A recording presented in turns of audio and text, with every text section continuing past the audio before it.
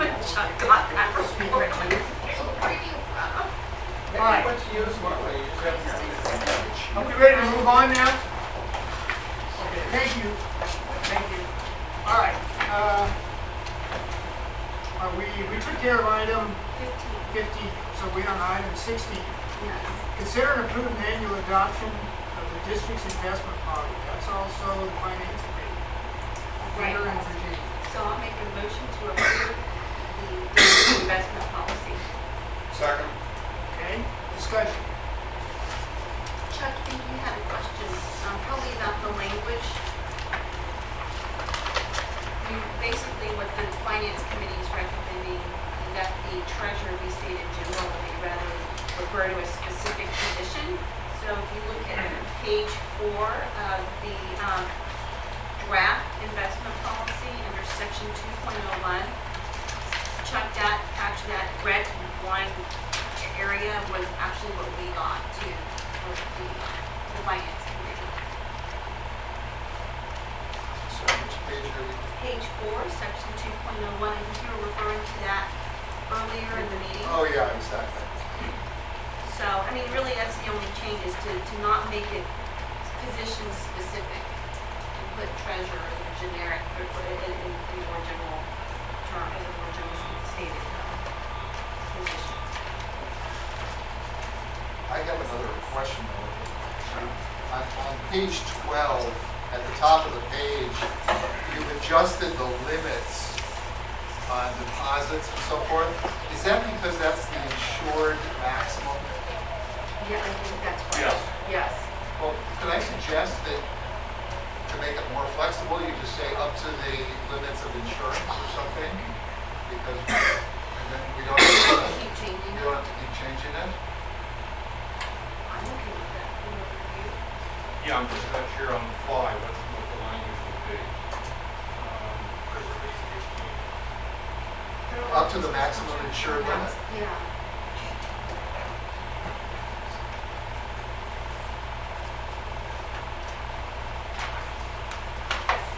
I'm writing this down so I can read it in content. I'm sorry, Director, could you just direct me to what page you're on? I'm sorry, this is page 12. Okay, thank You're At you. the top of the page? Yeah, In lieu of the 250,000 in both places, yeah, I was just recommending we say up to the insured limit, okay, great. The maximum insurance. maximum insured limit, yes. I just wanted to be able to tell for that. Well, just so that we don't have to keep changing the limit if it continues to change. You know what I mean? It would be up to the maximum insured limit to cover any future change that might happen. Oh, I don't take any issue with that. I think, I just wanted to be able to report it back to Yeah. Kariba Yeah. and make sure that we don't have, there's no sort of mandate that says we have to have an explicit dollar amount in there. Because I don't know if we do or not. Do we need to make a motion to change it, or we just change it? It's fine, you could change it and then approve it in the course of And the the current motion. amended.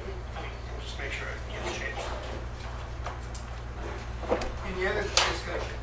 Well, Peter, we were worried about the language. Are you okay with, if we can do this, the maximum insured limit? Sure. Yeah, this is what I think. And that would be in those 2 paragraphs, right? Rob, you got any questions? No, I don't. Okay.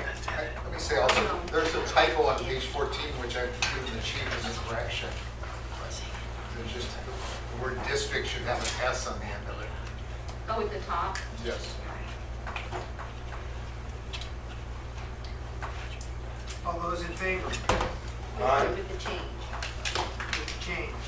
Aye. Those opposed? Okay.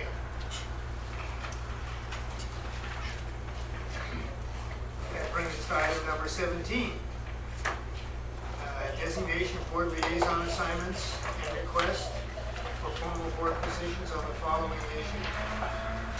The reason this got on there is because we've got quite a few things with some of our partnering agencies or cities that we deal with. And we kind of broke this down on, the chief and I sit down and looked at this and decided what are the priorities and make sure that we are all on the same page. So he wrote up a little bit of what he thought was our position, and we would like to adopt that as a position of the board, so we all speak the same. What's the position? The position part is in the report, it's in the back. And it has to do with, say, like, for instance, in Atherton, what's our position on traffic calming? It isn't only for Atherton, it's for the whole county, so. If you want There's to, options in there, so you still need to have discussion and vote or give you direction. all right, I'm sorry, I don't see what you're referring to. What's the discussion of these issues? if you go back to the next, back to 17B, Vote 17.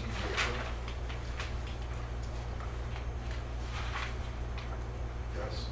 okay. I see, so not every issue is discussed, some of them are? Well, what is our position on traffic calming? Basically, is you can turn around and say, no, we don't want any kind of traffic calming put in, but that isn't practical, is it?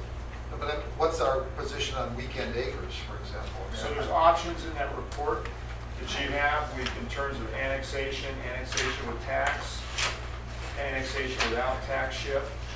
And then there's two directors, Directors Crawley and Solano, have met with supervisors, and I'm sure they have some feedback in regards to how palatable it is for annexation or annexation with a tax shift.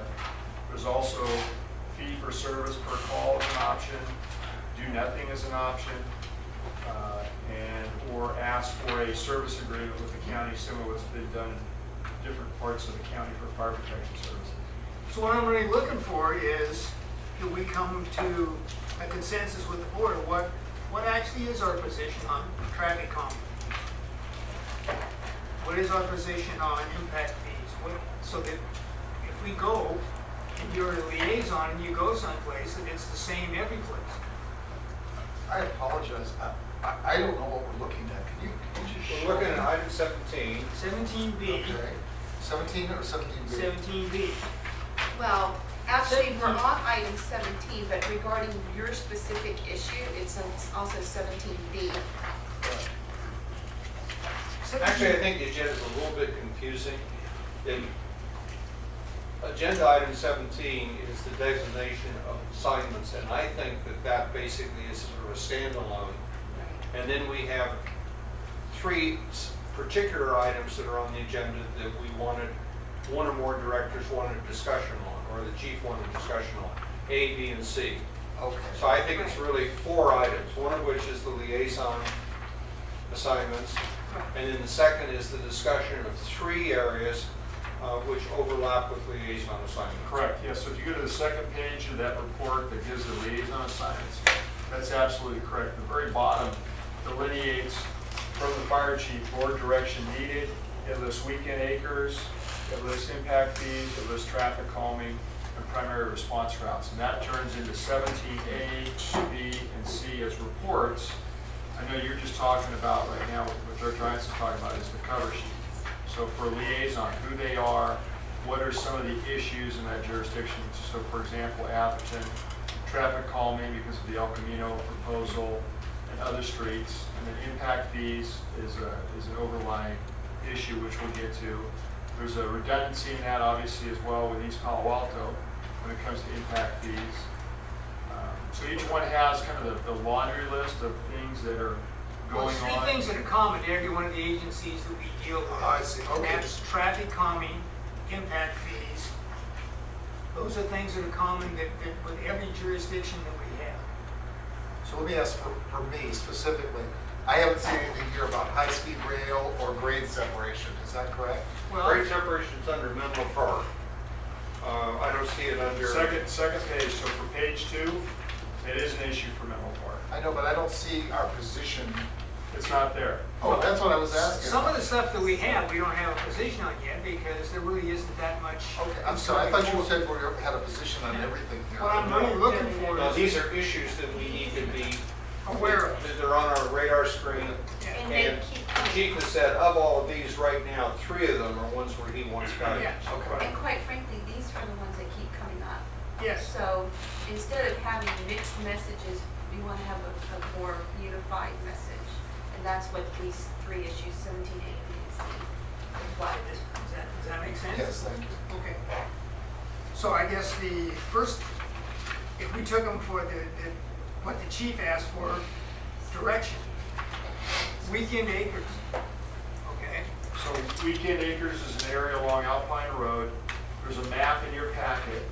It shows that it's interwoven between county service area and Menlo Park Fire District area, meaning the areas that are within the city of Menlo Park. We're not proposing in any of these proposals to annex or propose that Menlo Park City annex these areas. The community there is absolutely not in favor of that. However, we've been providing service to this area as it references, and it was noted by LAFCO in a sphere review some years ago, for decades without any tax shift, any funding or anything. In fact, up until the point the LAFCO review was done, I think many of the firefighters here, even going back, believe this was part of the fire district. It is not. It's definitely not. The SLAC agreement kind of highlighted this too when we met with LAFCO, who said, and legal counsel actually weighed in too at that time, since there is no reciprocal agreement, meaning we don't boundary the county fire department anywhere where they give us reciprocity, it makes sense that the district receive some level of restitution and this not be considered automatic aid. We provide automatic aid, but what's happened is the county gives us nothing and the county takes the property tax for all these homes up there and keeps it for itself while we provide the service. So it lists the number of calls that we respond to. It's not a lot, but I think to some of the director's points going backwards, it's a little egregious. LAFCO recommended we annex, but LAFCO also understood that if we annexed, it's a different deal to go to the supervisors and get a tax shift. So far, the supervisors, and I'll let Director Crawley and Solano jump in, it gets a little shaky when you start talking about the county giving us money, even though we're the ones doing it. So, this report also proposes do nothing. This report proposes ask for a fee for services per call, or enter into a service agreement very similar to what Redwood City has. The county service area 8, they have for fire protection, and what's the old Dumbarton Fire Protection District with the county. So there are other service agreements in the county for fire protection. So it's an alternative. But this thing's come and gone like a boomerang so many times. I think I'm just trying to, and it doesn't mean I'm trying to force you the answer tonight, but I'd like to get an answer at some point because we've canvassed the neighborhood several times. I think where we run into a problem is when the supervisors say, you can annex it, but we're not going to give you any property tax shift.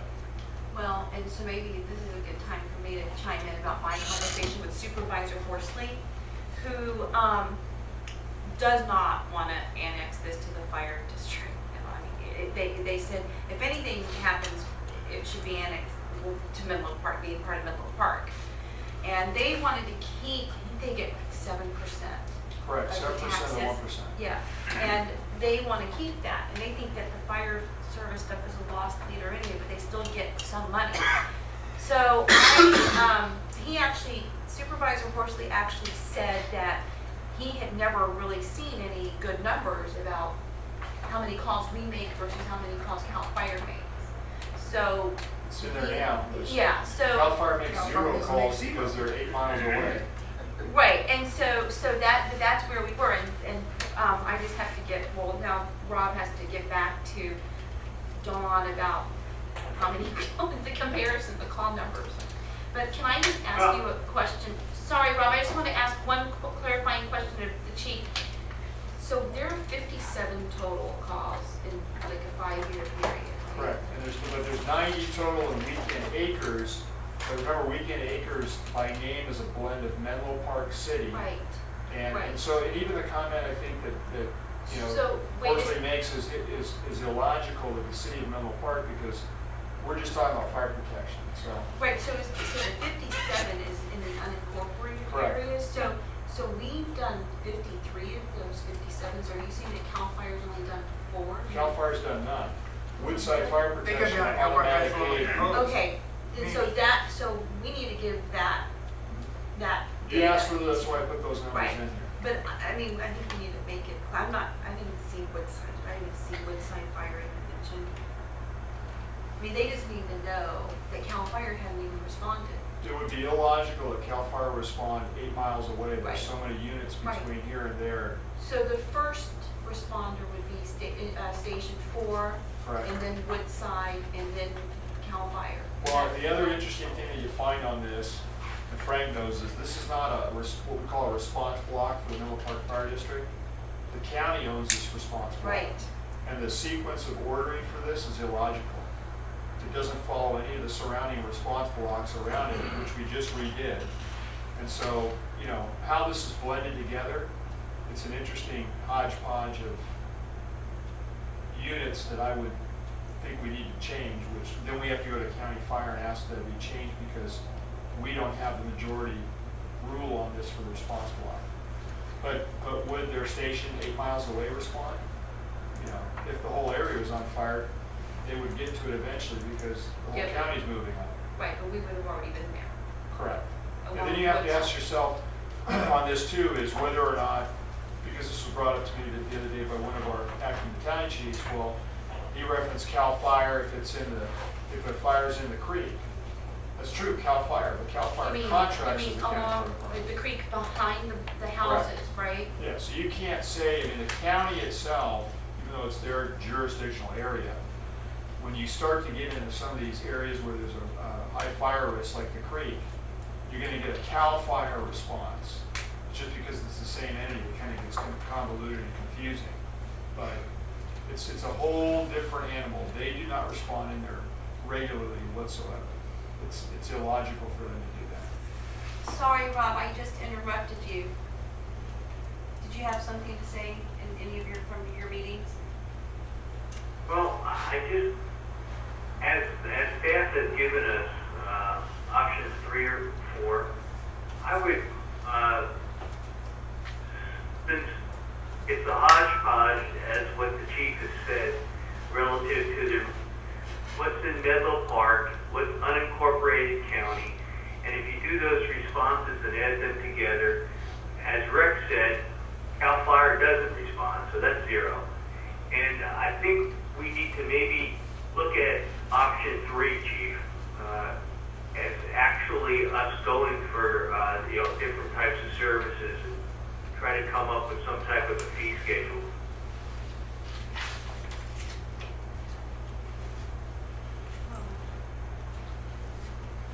Are there any other? Can I ask a question? Yeah, sure. You said CAL FIRE contracts with the county to respond to the creek. Correct. What kind of contract do they have? They have an overall service agreement to provide fire protection to the entire county area. So that they don't have a specific contract for that? They area? do have. So what do they charge? I have no idea. I've heard of that agreement, I don't know what it says. So but that area is included in part of the rest of the county. Correct. So they don't have a specific area. They don't specifically talk about the creek that runs down Alpine. I was just wondering how they charge. In other words, is it per incident? Is there a fixed fee? They may have a blanket. I mean, obviously the county contracts out some of their obligations. The entire thing. the entire thing. Yeah. And the part that this is what this affects, and you have to understand from their perspective, the fear is that if we open Pandora's box with this, there are many areas in the county right now where they illegitimately use automatic aid to cover their areas with no reciprocity whatsoever. And yet they collect the property taxes specifically for fire, and they utilize those for their purposes. If you were to talk to CAL FIRE, they would tell you that they don't even see this money. So it's illegitimate on several fronts. One is, as Director Crawley mentioned, we are expected to provide free coverage. We've been doing that for decades. So, I won't even argue to go backwards because I tried that before and gotten nowhere, and it gets a little irritable, and everybody's in when I go there. The reality on the go forward is now we brought this to their attention. There's still really no desire to pay the district anything in terms of fair share costs. So there's an expectation you do this under auto aid for nothing. That is not what auto aid was intended for. Auto aid was intended that if you have a bordering community, you have a reciprocity there. So we have reciprocity with Redwood City. We watch the numbers. We have reciprocity with Palo Alto, a little bit different agreement. We don't have really any reciprocity with the county fire department whatsoever. They do respond to calls in the district occasionally on a larger incident, but the reality is that it's not so much the county fire department we have any quarrel with, it's the county itself and the way that it collects its revenues and how it wants to just discount on the face of it here, that we will be given nothing for service delivery. And yet, when we when we dealt with the SLAC agreement, even LAFCO said SLAC should not come into the fire district because it is a county area where the district just provides free service. That would be illegitimate. So I go back off of, that was Mr. Myers too, had said, look, if they don't touch you, they're abusing the agreement, the intent of the agreement. But they are, it seems to me, from my conversation with Supervisor Horsley, that the county is saying, well, we have auto aid, you gotta be there anyway, so. Yeah. And which is that, it's going Which to is- Harold's which is- point. Which is a misuse of the automatic Exactly, aid agreement. right. I mean, That's we what we're could relying on, respond Jeff. auto aid in the South San Francisco on MUVA, or Right. San Bruno. But those are unique cases. This is a normal, I'm not gonna say Occurrence. daily, but yeah, normal occurrences occurring. We're the first responder on the run sheet. Correct. Right, exactly. So why don't we just pull the plug and say we'll be the second, say we can be the second responder? Well, so Frank was just saying, they're the 17, the engine, the closest engine they have would respond 17 units in to a call. So we'd be well into what, a third alarm or even fourth alarm? Oh, in general, by then. So it's, the point is, it's illegitimate, and that's why I gave you the options. Four options. I'm not trying to cause a problem with the county board of supervisors, but we run up against the wall of, it's okay to annex it, but annex it with money shift, we're not doing that. See, and Chief and I discussed this at lunch today. When Prop 13 passed, all property taxes from that point forward go directly to the state of California. And the state then gives them to the counties to distribute. I don't think the county has the discretion of saying, we're not going to do this. And I provided the chief this afternoon with stuff about Sac Metro and how they brought in new areas and stuff like that. I don't even think we should have a discussion with the county. We should just go to the state controller or board of equalization and say, hey, we're not getting the taxes we're supposed to get. Because I don't think the county has the discretion to say, hey, we're not going to give you the money. It's not their money. You'd have to annex it first, which would be LAFCO. Right, and they don't want to But- do, the county doesn't, from what I understand, they're not interested in doing that. Do we want to annex? Right. Well, I think Director Carpenter raised, some time ago, not in the conversation we had today, is then those people could vote, they could run for Right. office in the district. Right. The money issue is a different issue, and if Right. you want to even play that, they're paying 7%. The district collects at about 16.75% on property tax, so they're paying below. But not trying to penalize those people, because that's the structure. They're getting a deal, and they're getting a real deal because you do it for nothing, not their Right. fault. But again, the county expects us to respond. The county keeps the property tax for fire protection. It's illegitimate. Well, you can understand why the county doesn't want to open up that box, because there's probably 20 or 30 of those same type of areas in There the is. other part of the county, so But all one those, isn't a big deal, but if you open up all 30 of them, that's a pretty good but chunk if of you look at change. the LAFCO report recommends annexation. So it's going to be difficult for LAFCO in this county to say, since Martha wrote the report, it shouldn't be annexed. Where they kind of stay silent is this property tax issue. Because then you end up at the county board of supervisors, not at LAFCO. Right. Because they're the money people. And they, as Director Carpenter is well aware of, they get to say no, and you're well aware of this, Director Solano's well aware of it, they get to say no, but perhaps there's another remedy.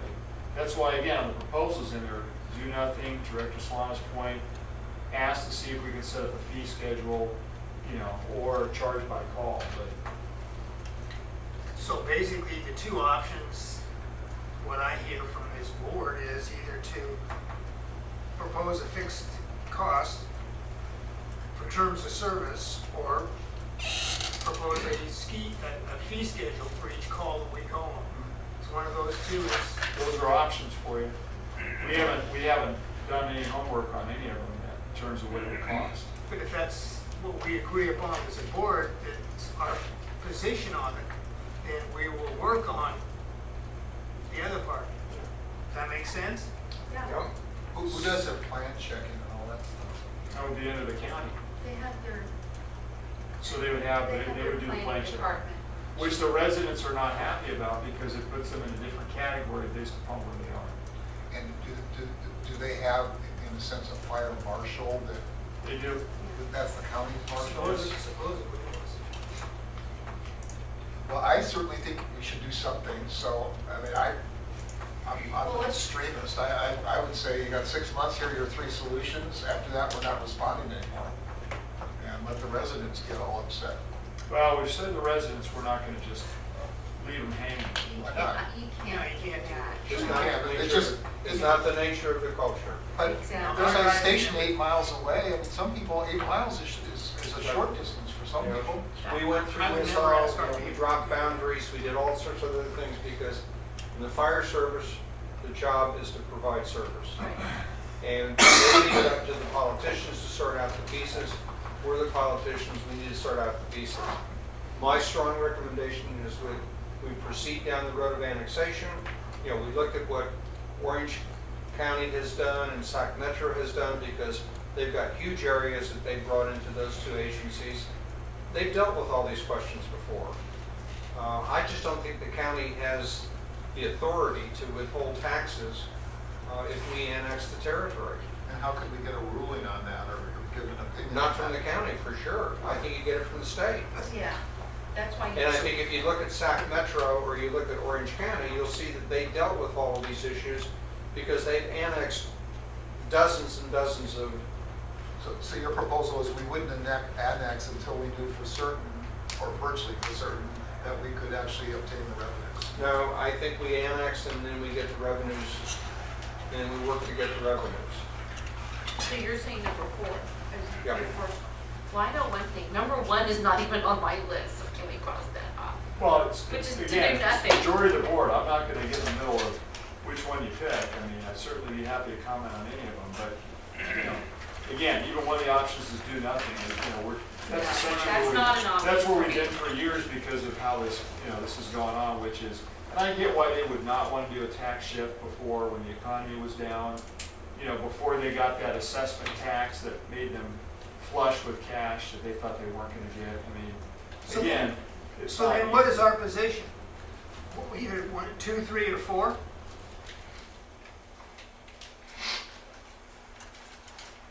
Any one of Or those? even 5? I mean, 5. No, because I don't want Well, to isn't- officially count.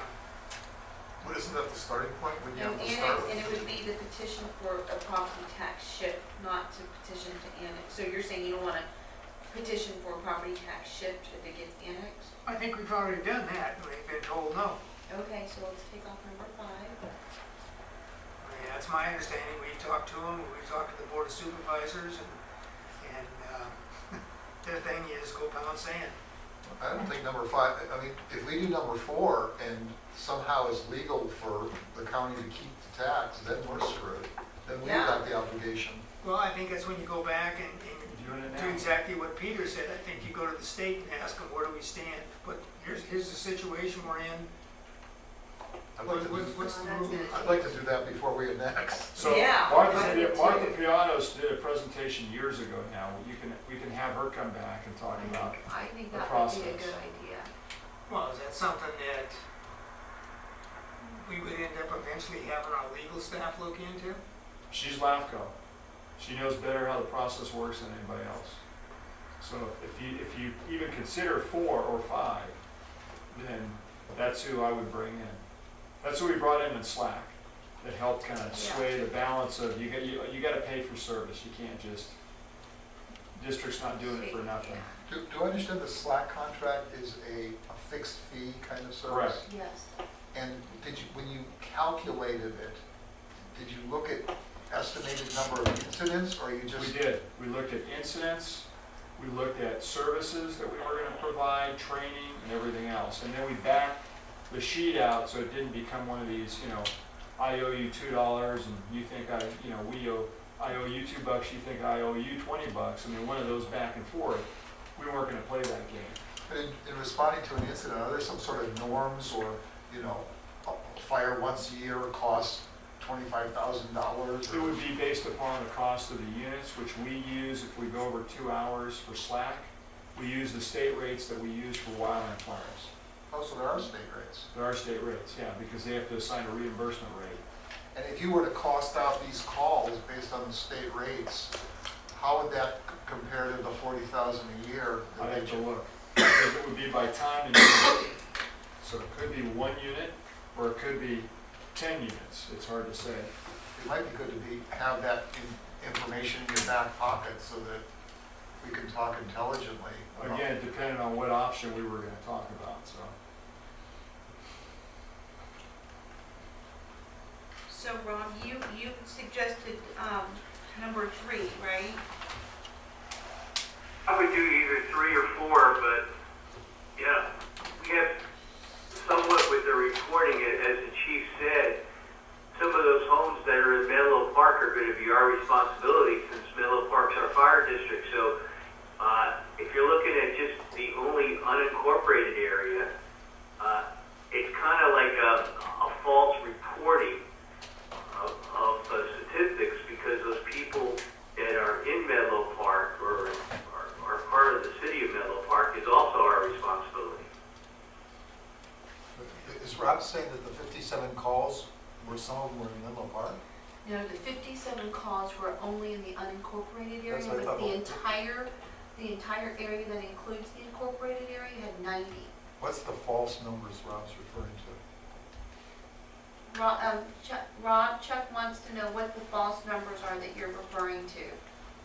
The people that are Menlo Park or claim to be Menlo Park residents, and we have a responsibility to respond to those. And with that being in the unincorporated areas, I don't know how that pans out with the statistical analysis that's presented. So there's 90, it gives a total 90 Yeah. calls. 90 calls for both unincorporated and incorporated, Yeah. And then and then just, 57 calls for the unincorporated, of which fire responds to none of them, or has not in the past 5 years. Well, that's a constant. Right, but I mean, those are the numbers. Right. So can I just understand what the alternatives, if we annex them, we would provide all fire services, including plan checking, approvals, all that kind of stuff. correct. But if we did just a fee for service here, they would only be Per paying us incident. for the, per incident, Right. but medical, fire, whatever it was. But in terms of plan checking and all that, we'd have nothing to do with that. Correct. So we would basically, we wouldn't bill the homeowners, we'd bill the county. I'm not sure how successful we would be, So but that's for number 3. So like for number 2, would that be something similar to the agreement that we have with SLAC? Is that what you were? so they envisioning have with that? if I go to county service area North Fair Oaks, there's a service agreement with Redwood City Fire Department for fire protection. And what they used is they used the Cortese Act, which they basically what they did is they took the Dunbarton Fire Protection District, they dismantled it, and they took the funding from it. That funding now goes to the community center, it goes to the graffiti abatement program, it goes to the sheriff's substation, and the Redwood City Fire Department provides fire protection there. For the last time I checked, $280,000. They're getting ripped off. It's not worth it. So when that came up on the service agreement, we took a pass. It's not enough money to even pay for what they deliver in there. The bottom line is, what I'm trying to get to, you can do a service agreement. This county's got service agreements that are about as bargain basement as you can get. And I know that was a source of discontent with Redwood City and ourselves in the past.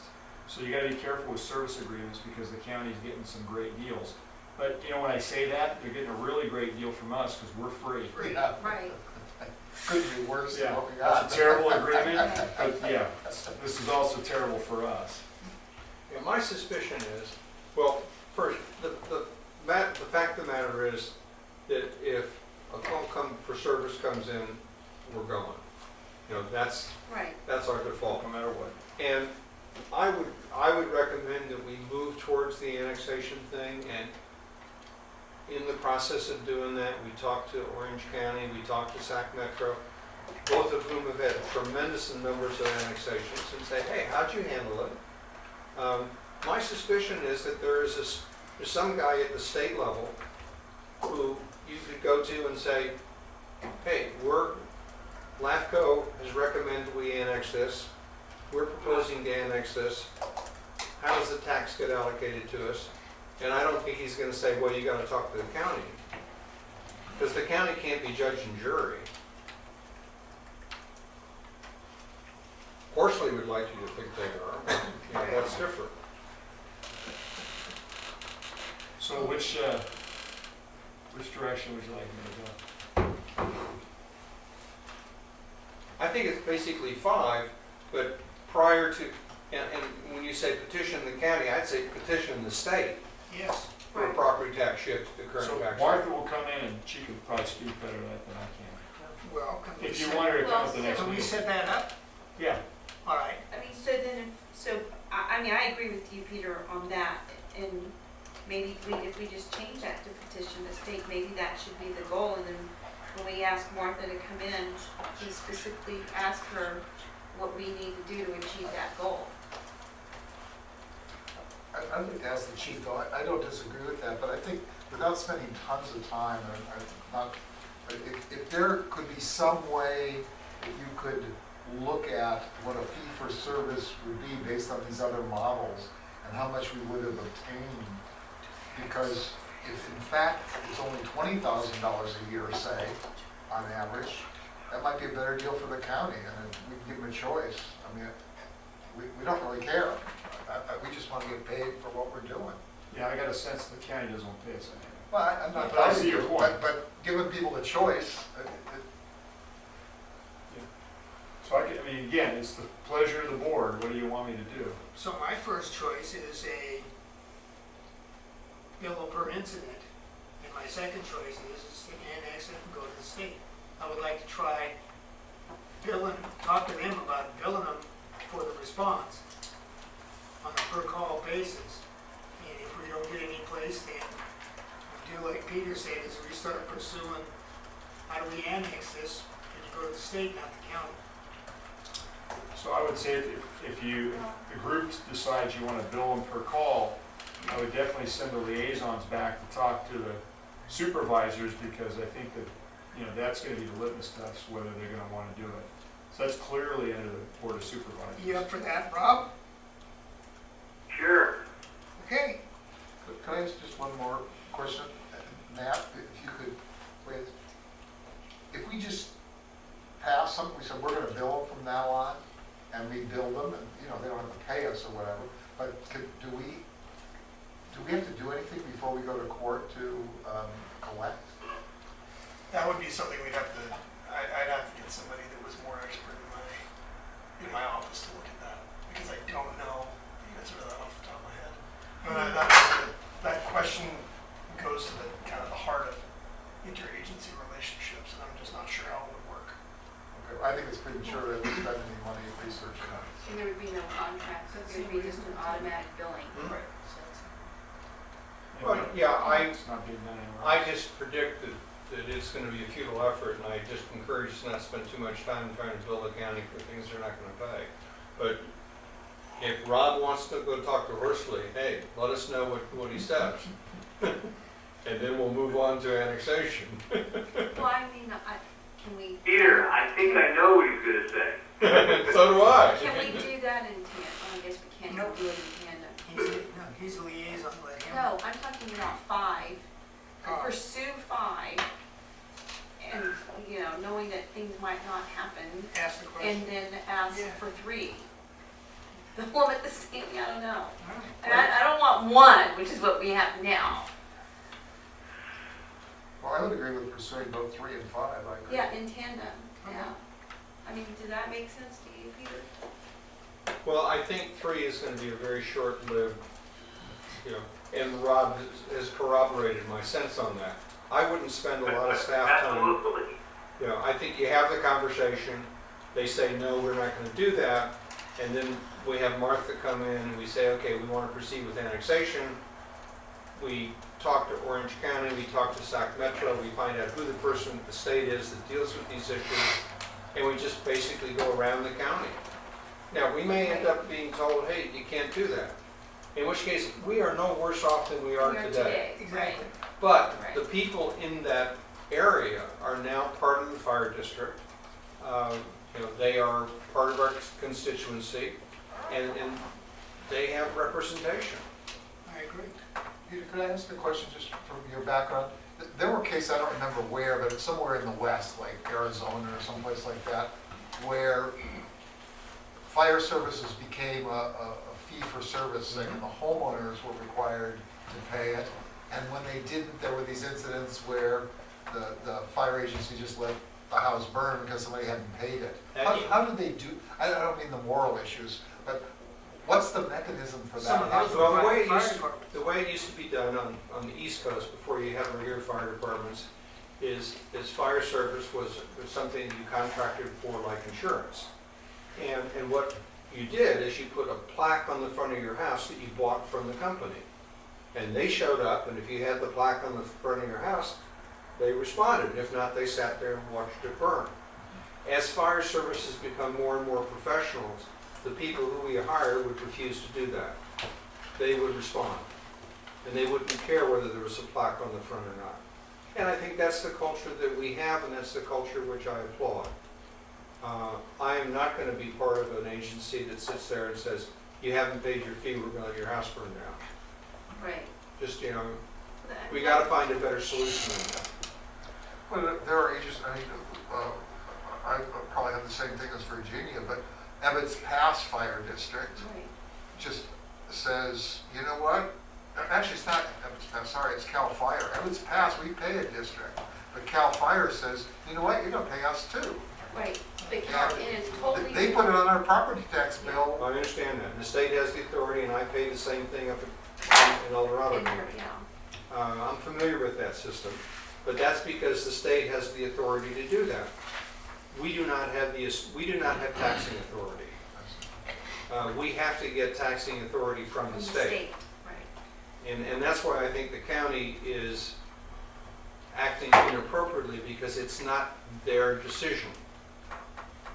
If LAFCO says this should be annexed, we go through the annexation process, the property taxes associated with that ought to come with it, and I don't think that's up to the county to say yes or no to.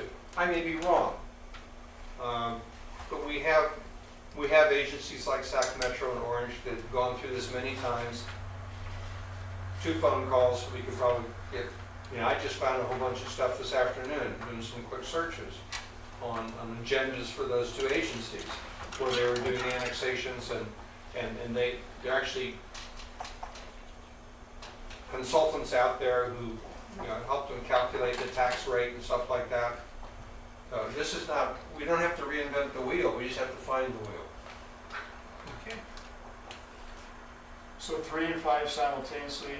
The liaison, Director Solano takes number 3, I'll take number 5, we'll get Martha Piatas and hopefully to do a presentation in your September meeting. Right, but also with regard to number 5, petitioning the state instead of the county. Well, I think Martha should tell you first what. Okay, that's fine. Okay. And just, It has to go through and LAFCO. petition for property tax. Yeah. Strike the words the county. Just Right, petition. that's what, yeah, Yeah, okay. strike the county, just say we're gonna petition for property tax. Who we petition to be determined. Well, she can go, she'll probably cover that, so. And I suspect that we put it on the agenda and ask her to come. You may in fact get somebody here from the county saying, wait a minute, and we'll have an interesting conversation. Oh, I hope so. Okay, so then, that's the direct, do we have to? No, I got Director Okay, Solano. so it's 3 and 5 in 3 the and end. 5, yeah, 3 Director Solano's handling, 5 I'll take care of. No, you're handling 5, he's handling 3. That's what I said, right? Director Solano's handling 3. Oh, I thought you said, okay. No, and Never mind. Okay. Okay.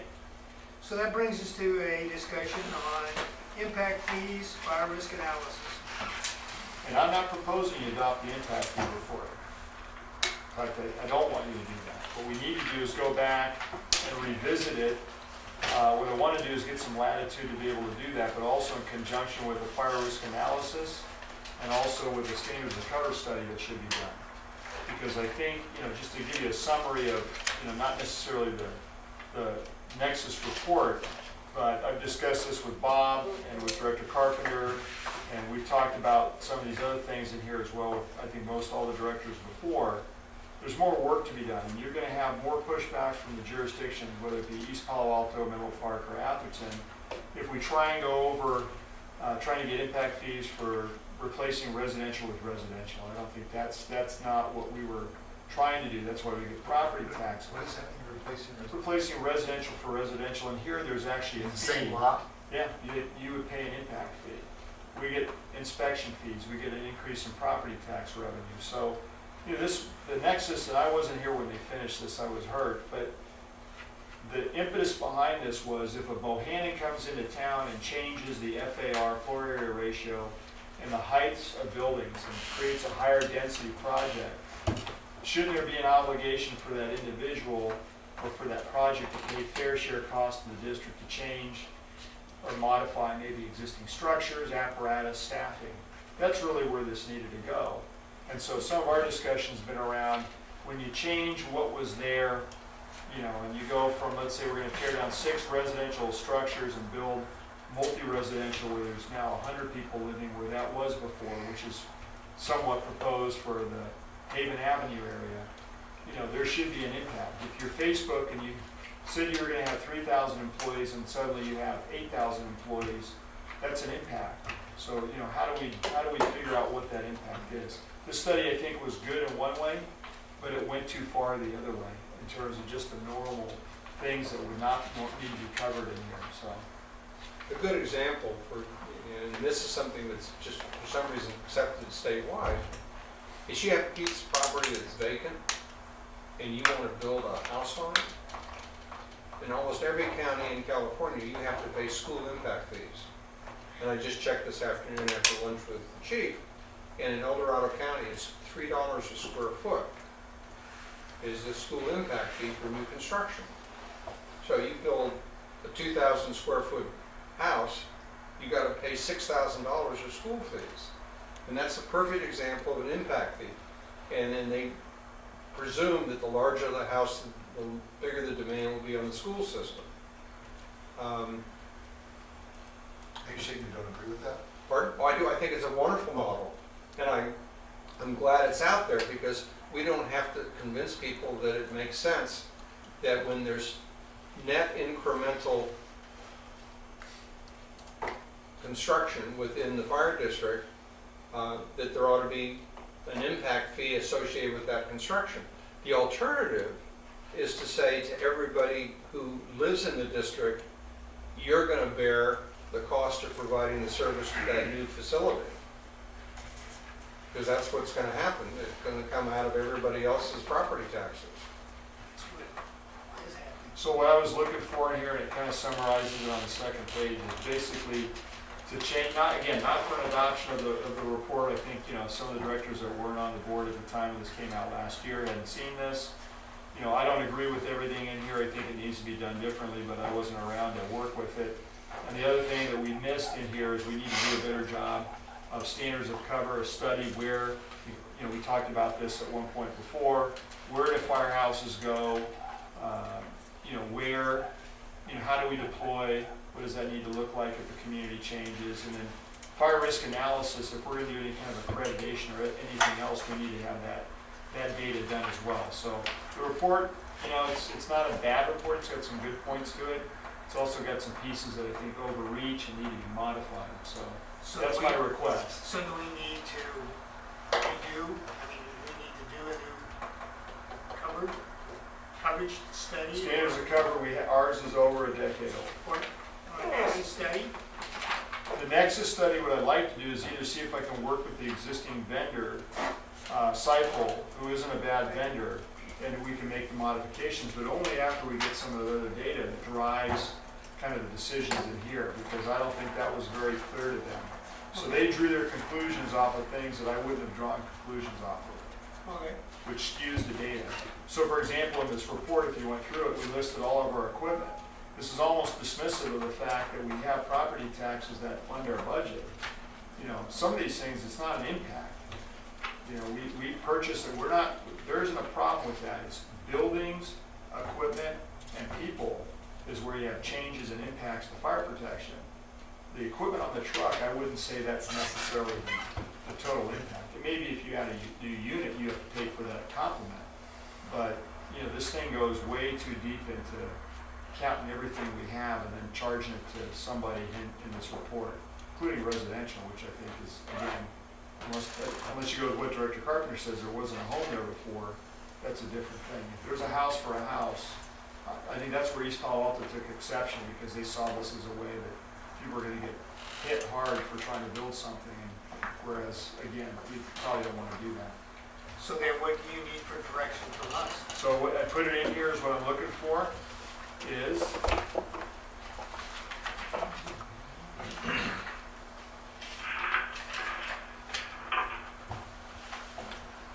the board considers, discusses, and provides direction on how to proceed with the impact fee study, and specifically allowing me the latitude to go ahead and work on a standards of cover study, a fire risk analysis, and then work with the existing consultant to modify this study that we've already put in place. Okay, I'm one of them that says, that's the direction I give you, but I'm only one vote. I'll make that motion. I'll second. Well, we got a quorum. Rob's on the phone. Ah, Can we discuss it though for a minute? Yeah. Yeah, in favor of that? I mean, yeah. Rex? yes. Yeah, I see that EPA had written a response where they talk about a 100% recovery fee. Do we have any responses from Atherton or Menlo Park?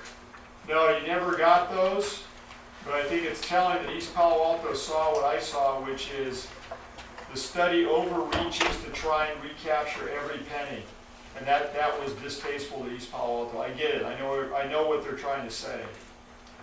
You know, that was never our intent. Our intent was to have an impact study that dealt with big projects and changes to what could be fire protection. You know, as mentioned with Bohannon example, the example where Menlo Park changed the FAR and the height requirements, making maybe a truck on the east side of the district something that was necessary versus, you know, them not acknowledging that there was any impact to the district whatsoever. And I don't want to go to, you know, a place like Facebook with my hat in my hand again, looking for, trying to make it fair to the district where the city's getting millions of dollars and the district's out there having to cut its own deal. That's not, you know, that's what we tried with Bohannon. It failed miserably. You know, we tried a different way with Facebook and it worked, but that's no way to do these things. I have a couple comments on this. I would just like Atherton and Menlo Parks kind of read on this the same way that EPA has given us a response before I actually, you know, go forward. I'd like to hear what they have to say too. But I think first thing you need to do is figure out what your response and do your fire risk analysis, and then if that's the case, turn around and do a nexus so that it's up to date. Is that what I get? That's what you need. Yep. Correct. Right. Yeah, I wouldn't want to go back to those two entities with this report, only because I think this report is egregious and East Palo Alto called us on it already. I think it's the wrong way to go. I have a couple comments about it. And I'm not disagreeing about the actual conclusions and the substance of it, but I've read a fair number of these things Yeah. in terms of development stuff. I thought this was one of the best ones that I ever read in terms of the thoroughness of the analysis and the correction, that the calculations were done correctly, and it was very complete. So I thought technically, these people may not understand the impacts exactly, Right. but the report I thought was well done. I just, Seifel was picked because, in fact, we would have liked to have another entity that was coupled with an entity that researches fire protection, which we'd never heard of before.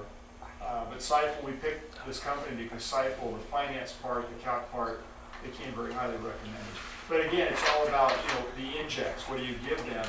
Because once they get that, then they do their calcs. Well, let me make some other comments about it. I thought, just as a policy, we've talked at the board level very briefly, and it's something I thought we were going to talk about in the future, that our intent was to fund capital improvements out of our annual budget. We set aside some percentage to do that, which I think backs up your point. This assumes that all capital is funded outside of the regular budget, and I think Correct. that's a faulty assumption. It is faulty, because if there was nothing built in the district, you could use that assumption, but because we're built out, that's not a relevant assumption for everything. The other thing, though, that I felt was a drawback here, I think it would be important, particularly giving the percentage of two different kinds of services, medical service and fire service, that it's important to make that distinction here, because I don't know if you could figure this exactly, but if you look at population, you would assume that if you double the population, you double the number of medical calls. Now that, it could relate to the age of the population and a whole bunch of other factors, but all things being equal, twice as many people means twice as many medical calls. That's not necessarily true of fire, but it could be true of medical, so I think it's important to make that distinction in the report. The third thing, though, and this is kind of an ugly comment, but I think we should speak frankly here. East Palo Alto is treading on very dangerous territory here. What they're basically saying is we're different than Menlo Park and Atherton. If you look at the number of calls that go to East Palo Alto, if you look at incidents like shootings and if you look at things like building code violations and fires resulting in it and so forth, if anything, East Palo Alto should be charged more. If anything, poor people should be charged more, just because the demographics say the likelihood of them having a shooting or a fire is higher. Now, I'm not arguing for that. I'm just saying, the minute you get into facts and you can't have it both ways. They can't sit there and say, we're different, and not go into all the reasons they're different. So I think, again, it's a kind of a political, it's ugly talk, but when I looked at the police department call response, something like 80% of police calls go to East Menlo Park, in Menlo Park things, but nobody ever talks about it because it's that dirty laundry kind of thing. So I think they need to be careful about what they claim here, because if Menlo Park or even Atherton are doing their duty, they'd say, whoa, wait a minute, where are all the problems happening? Where are all these medical calls? Who's getting hit by vehicles? Who's getting shot? Who's getting so forth? It's a high demand area, there's no doubt. So, in any case, I'm not sensitive to their argument here. I think we ought to just do it democratically, pro rata, per square foot, and forget about. Well, but I think East Palo Alto probably would be, they would agree if it was something where, again, we're changing the existing profile on the community. So residential for residential, no. But multi, occupancy, where we're mowing down a group of houses, or we're building, like Sobrato, we're changing out something, putting in high-rise structures, then that's a different thing. And I think they would be open to that. So I think it's just a matter of changing how we approach it with them. I agree with you on that. So you're comfortable with your direction? I am comfortable. All right. Discuss and provide direction to the fire chief on the primary emergency response routes. This So- has to do with traffic calming. Right, so the area here, and Bob's still here as well as Frank, this is the area we mentioned on the fire code, and we talk about the primary response routes, which we're gonna look at again. But the big one here is we've looked into it, where you have an El Camino that's proposed to be narrowed. It's not that we don't have a dog in the fight, it's that Atherton doesn't really either, because it's a state highway. So, it's a matter of what the board wants us to do to deal with some of these issues. Middlefield Road, a little bit different, county road. El Camino through Menlo Park, that's the state again. So some of these things, we never had contemplated when we did the primary response routes, that the roadways would be reduced. That wasn't, it was just, it never came up. It was lumps, bumps, humps, chicanes, bulb outs, all these things that were devices that quite honestly slow the fire trucks down more than it slows down anybody's car. So, and just how they've done it and where they've done it, you know, the cascading effect, I think, is not really well known either, and it's a problem. So, you know, we have greater authority in Atherton, East Palo Alto, and county than we currently will probably get in Menlo Park, but only because Menlo Park is questioning, and I'll let Bob and Frank talk about it, questioning our authority, and they don't want to really give us that authority to fully have control like we have in other portions of the district. Which we have discussed with Menlo Park recently, and we've got verbiage on it. And what it says in the fire code, which was not adopted unless we adopt by ordinance, is, and we have any other jurisdictions, is we have the full authority over roads. That's not what Menlo Park Fire necessarily wants. So what we have in, pardon me? What Menlo Park Fire wants or what Menlo Park City wants? Both. So when you talk about full authority over the roads, that means we need to start and have a transportation division. That's what the cities are doing. So what we've got in new language that we are hoping to get to the city council with Menlo Park is that they have the majority say, so to speak, over the public roadways, and we have the majority voice over the private. So the code, when we call the state, the private roadways. What? Almost all of our new housing developments are all private roadways. The new project of 389 El Camino is a private road. So that is the fire access route that we're talking about for that. So, but the public streets are not we have to get from point A to point B, and we don't want obstruction. So the years ago when this was developed for the primary routes for us were sacred ground. Stay off them, please. No speed humps, bumps, and everything else. So the education we've gotten recently out of that, the public, including ourselves, think about traffic calming devices as chicanes, humps, bumps, and everything else.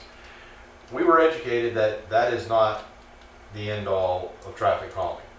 It could be the screen that reads your speed, and they put a sign up. So, and there was many more. I can't even go into the Stop list. signs, stop lights. All of the above, things that we would agree with that are traffic controlling devices, and they're not a hump, bump, chicane, bulb out, whatever, roundabouts. So once we got that education that they provided us, it was like, okay, let's re-look at this. And so the next paragraph talks about traffic calming devices and talks about primary routes. That the primary routes would have to be agreed upon. So that's in language now that we have to agree upon. We have no objections to their reading of radar screens or speed going down the road and all that. And by their definition, that is traffic calming. So back to my comment earlier about new blood in Menlo Park, there is a different mindset than trying to put up roadblocks. We have brought it to their attention about, what's the street down here, right? Curtis? That they put- Coleman? Not Coleman. What are you talking about? Gilbert? No, below Gilbert. The one they put the bulb out in, never discussed. We can't turn right there anymore. I think it is. Pardon me? No. Down here on Willow Road, right by the fish and chips place. Chester? Yeah. Anyways, they did a bulb out there, and then we just had the same incident over there on Ivy, the same thing in 77. And one of the things that I found that's interesting here is all of our fire crews are very adaptable. I started seeing emails of how, hey, don't bring the truck here, don't do this. I go, what are you guys talking about? So they're pre-planning, like fire crews do. And I'm, wait. Well, if this guy parks his car here, you're never gonna make it. The engine can get by. We got the pictures of the chicanes. So the point to this is that as soon as I got involved with that email chain, I got a hold of the traffic division. They went out and painted the curbs red so the guy can't park there anymore. That was the fix. So again, back to the communication and how we can do it. So now with new transportation people, and I'm putting all my stories into Menlo Park, is I think our communication is going to be much better. We don't have the stick in the mud that was anti-Menlo Park Fire there anymore, and it's going to improve. So back now to Atherton or those places, an opinion on that is, on the El Camino, that's a state highway route. Atherton really has no control over that. But now we go to the public streets, and by what they have adopted for that ordinance, and I just had the same conversation with the county, Supervisor Slocum, we actually have it written in there that we have control over the roads. So I explained to you the Menlo Park thing just now, that's dangerous. Do we want all of it over the public roads? No. The code actually says that we're supposed to meet with them and come up with a solution together. Meet and confer. Absolutely. So the tool is in place, and I guess what I'm saying, the tool is in place not to be abused. The tool is in place to communicate and get the joint venture on. This, Yeah. The reason I raise this is that in my interactions with Atherton, they do not perceive that El Camino is a state highway, they think it's their road. They are spending money right now on studies to reduce it to 4 lanes and to add bicycle paths and sidewalks and stuff. I told them that, that just simply is not acceptable. And their response is, we don't care what you say, Peter. What I would like to do is, I don't want to put you and the chief in a position where the town manager basically comes to you and says, asks you to sign off on something, and you cannot say, well, because of our resolution from the board, we would have to take that to the board and get the board's consent before we could do that. I want to give you some political protection. You may not want it. But I would like to offer the political protection of this board. If you're asked to do something in a jurisdiction which you're uncomfortable with, I would like you to feel free to come to the board and say, jurisdiction X has asked us to do this, we don't think it's a good idea, so that we as a political body can take a position. I know what Atherton's going to do. Their town council is going to make a town council decision. And then their town manager is going to come to you and say, this is what the town has decided. And I want to try to make sure that there's a balance in that transaction. and again, I believe that means that we need to be in the know, but the problem, and I don't mean the problem, but the problem is, we have that tool in our toolbox. It's there by state and they adopted it. That tool is there. So, one of the things the town does, and I recently found this out, working Well, the with Steve resolution Tyler. though that we passed says it's a decision of the fire chief. That's what the resolution says, From this board, Which resolution here? from the board, from the board. so that I understand. So, and what I'm saying is, you passed also the ordinance, which that ordinance went to the town to get ratified. So they actually bought in on that, which gives us the state tool in our toolbox to, It gives you a tool, but it puts the chief as the person who's the decision maker without the advice and consent of the board. And I worry that that's not a parallel relationship, because what's gonna happen in Atherton is the council's gonna make a decision, and they're gonna tell the town manager, this is what we wanna do. The town manager's gonna come to the chief and says, well, it's in your discretion to do this, that's what the resolution says. And That's why the recommendation here, number 2, so it's basically 2-part, that the fire chief report the options and progress of these discussions back to the fire board prior to any formal district action or adoption for those roadways. And I would make a motion to recommend to accept those recommendations. And I'll second that. I think we had discussion. Which recommendations? I don't know what. It's on the second On page. On the second page. Second page, Of 17C. Okay, right. okay. Yeah. So the chief's recommending 1 and 2. Chief doesn't Did you want to get be that, hanging Rob? out there all alone. Yep. Okay, I'll go with you. And there's a motion and a second. those in favor? Aye. Well, you want to, So, can you be clear what's the motion is? The motion is to accept these recommendations on page 2. That the fire chief monitor and provide guidance to the jurisdictions and agencies for roadway changes to El Camino and Middlefield Road. And he report back to us prior to any formal district action or adoption for those roadways.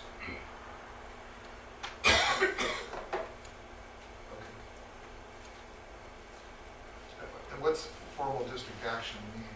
I mean, it says, If The a- resolution which exists on primary response routes says that in accordance with the fire code that has been adopted by these jurisdictions except for Menlo Park, we have to approve changes in primary response routes. We do, or the chief does? Chief has, Fire district does, and the resolution gives that responsibility to the chief. And this recommendation says that before he agrees to that, he will come and confer with us.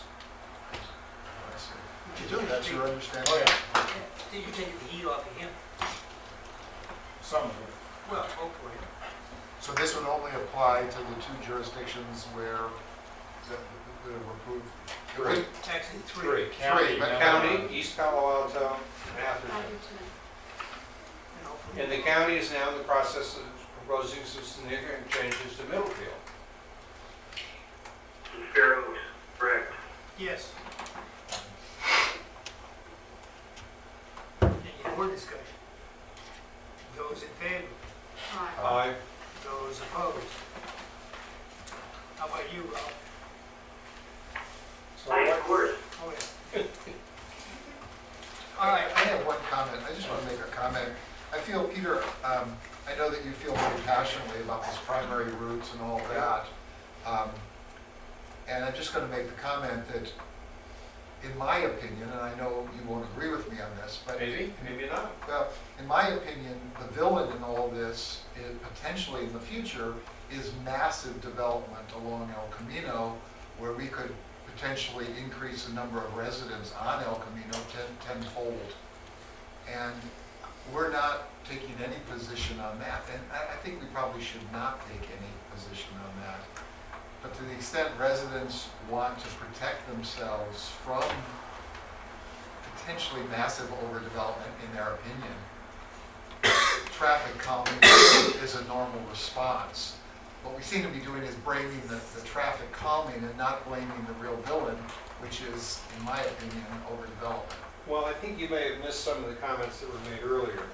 The traffic calming creates huge problems for us are things like speed bumps, which, you can drive over to an automobile with no damage to your car. You go over those speed bumps in a fire engine, you're doing structural damage to that engine. And so those are the kinds of things that we have to be concerned about and make sure that the agencies that we work with understand the implications of what they're doing. Well, let me say, I do understand that. I think one of the things we could be doing a little bit more proactively is making recommendations for acceptable traffic calming devices. I know, for example, I live just off Woodland Avenue in Menlo Park, and because that was a cut-through route as a result of some things over at Stanford, people insisted on speed bumps, and there are probably too many of them on the street, but they're a pain in the butt, there's no question about it. But it would have been good to, I know that the city of Menlo Park didn't go to the fire district at all in those discussions.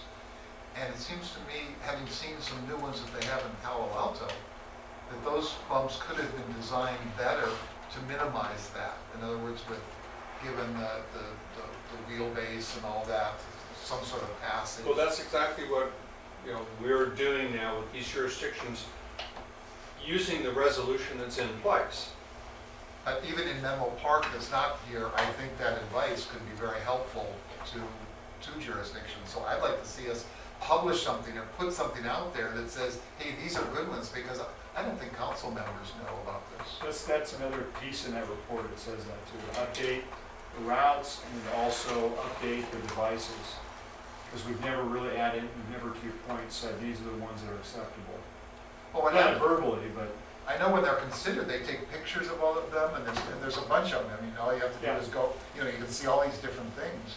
But I know that some of them are more acceptable, but they've never asked us, that's the problem. I The know, problem but is let's they not show wait up. let's not wait to be asked. Let's No, publish something and pass it out to What happens is, them. as you heard Bob say it earlier on, they just show up. So one day somebody's driving the fire truck and there's something that's there that wasn't there before. I mean, when I worked at Station 77 one night, we went out to a call. I don't know, Mike, if you were picking on the rig, but we turned the corner, they put planters across the whole street so you couldn't get through. nobody even told us. You know, I mean, that's how bad it is. Well, I know from a resident standpoint that there's a lot of time spent. They give us pictures, they show different things, they get us to vote on option A, B, C, D, or E. I mean, there's a lot that goes on. And if we had something on our website about that, Yeah. you know, it would increase the response time. Residents want the best response time they can have, right? I'm just saying, let's get people on our side. So the bottom line is from the liaison standpoint of view, which this discussion was about, was that when you go talk to whoever one of these other government agencies, is to let them know that when it comes to traffic calming issues, is that we need a seat at the table, and that there are alternatives out there that they need to be aware of. That's kind of the message that we want to send to them. Agreed? Oh, yeah. Is everybody, Yep. is everybody?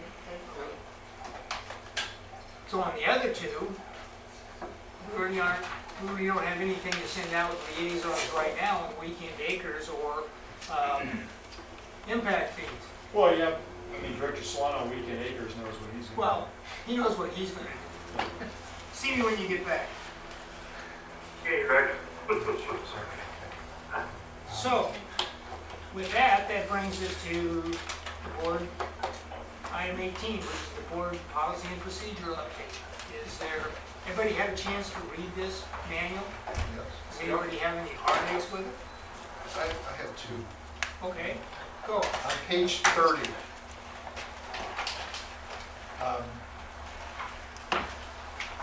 this is the change that's highlighted in blue and red.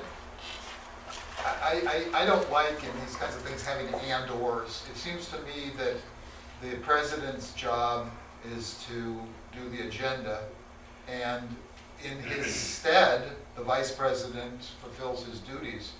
I don't think we should be adding and/or vice president, because that suggests that both the president and the vice president are supposed to do that, and I don't think that's what it is supposed to say. Okay, well, I'll tell you now is that as the president, I don't have to invite him, but I usually get the vice president to help, That's your, just so that they have that knowledge. but I'm saying the vice president could say that you have to do it, because it says and here. It also suggests that the vice president could just go ahead and do it without you. I mean, I just don't think we need that. Okay, I don't think, I would agree with Sean. Okay. then remove it. So remove and/or vice president? Yeah. Just leave it at, okay. Okay. Anything else? I have one more. Okay. It's just really a question. It's kind of a provocative thing. On page 77, issue number 3. 77. This is the policy about our labor relations.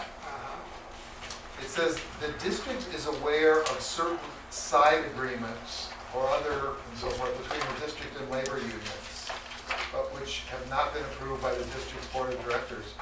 I wanted to ask the chief, is that true? Are we aware of that, Side letters?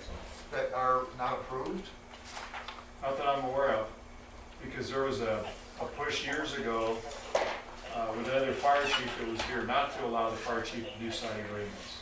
So I'm not aware of any side letters that we have outside of, well, even those settlements would be through the board, so. Yeah, I think this is a holdover from previous things, and it may well be that we can eliminate it right now, depending on what Jenny, Matt, the chief say. I mean, my advice to you would be to remove it because it's really a little redundant anyway. Because if you haven't vested somebody else with the authority to enter into the agreement in the first place, it would be void Right. as a matter of I law. would suggest that we Take it out. follow Chuck's suggestion and eliminate item 3 entirely. Okay, do I need a motion for that now, or can I just? Well, I think what we're probably going to be doing is we'll just approve the document as amended. Amended, yeah. And then- I would and make then- whatever amendments anyone needs to make and just approve once. And so then That would be means- my suggestion, to either eliminate it or at least take out the provocative language. It's done. Yeah, and then Go on. So Jenny, we'll just make sure those numbers correspond correctly, right? Right, so 4 will become 3, Yeah. so on and so forth. Hey, Thank you. great. Rob, I you move got anything? approval. I move approval of the revised policy manual with the changes we've just made. I'll second. Peter, Rex, Yes. Go. there was just, I had two things. One, include the Creek JPA as a liaison, or is that just for us to watch? And CSDA, do we want to include that as a liaison or a rep? Where are we? What page? Page I'm looking 57. at 17 and 57, because 17 talks about the different liaisons that we have. 57 talks about the assignments that we have. So I was just trying to keep in line with kind of in parallel on with some of the tasks that Rex had us do. And of course, on the first page, we will put the date of the revision, which would be, August 19th. So those are just the three things I had.